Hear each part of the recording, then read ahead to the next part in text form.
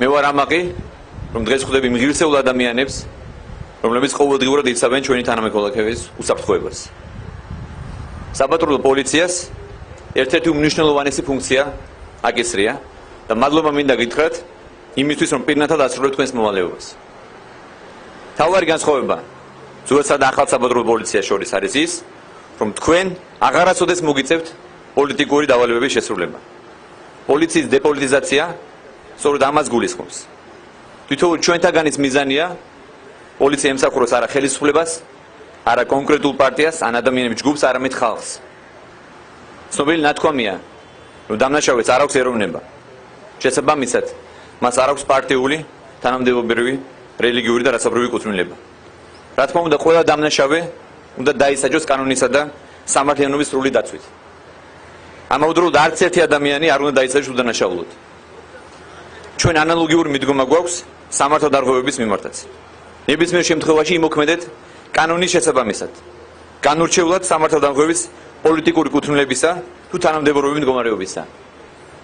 არ გვაქვს მინისტრი კანონის მოთხოვნებს. ის ისევე უნდა დაისაჯოს, როგორც ნებისმიერი მოქალაქე.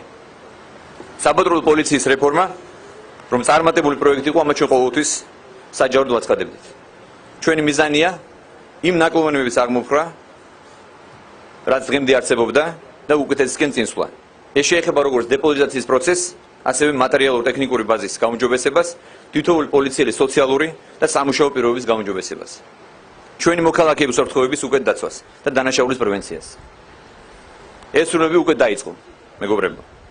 ძველ პოზიციებზე დაბრუნდნენ წინა ხელისუფლების მმართველობის პერიოდში უდანაშაულოდ, უსამართლოდ გათავისუფლების სამართალდარღვევები, დამცველები, ახალ შემადგენლობას დაემატნენ პოლიციის აკადემიის კურსდამთავრებულები და საერთო ჯამში პატრულ ინსპექტორების რიცხვი 240-მდე გაიზარდა.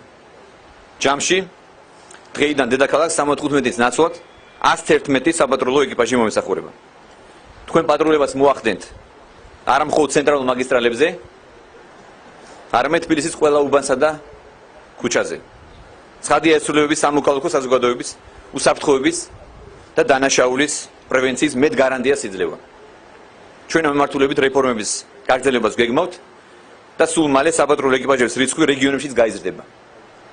ამ რეფორმის შედეგი თითოეულმა მოქალაქემ უნდა იგრძნოს.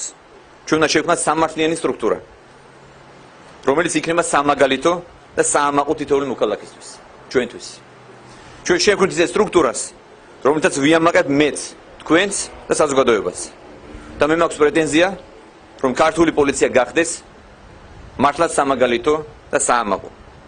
ჩვენ ამას ერთიანი ძალისხმევით უნდა მივახციოთ. მე თქვენი იმედი მაქვს, ჩვენ უაღრესად რთული და მეტად საფასებრივი მისია გვაკისრია. და მე დარწმუნებული ვარ, ჩვენ ამას ყველანი ერთად შევასრულებთ.